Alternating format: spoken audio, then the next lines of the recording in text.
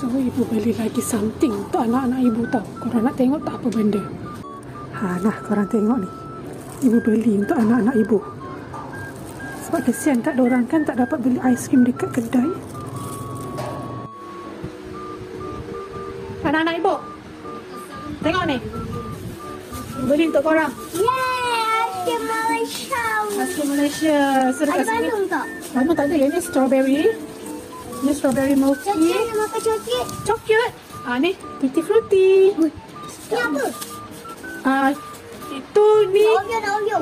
No, mana ada Oreo? Yang ni. Coki-coki. Ni coki-coki. Toki-toki. Wow. Ni apa? Oh, ni McFlurry Oreo. Oreo Oreo nak. tadi dah makan kan aiskrim kan?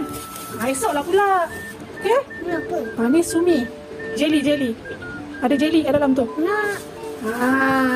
Nanti makan, okey? Ya. Apa ni tak cakap terima kasih pun kat ibu ni? Ibu. Siapa main game je? Tak cakap terima kasih pun?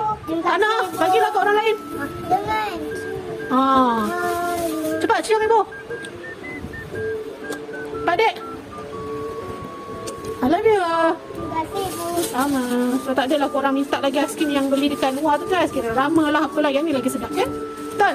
Betul. Okey. Simpan peti ais.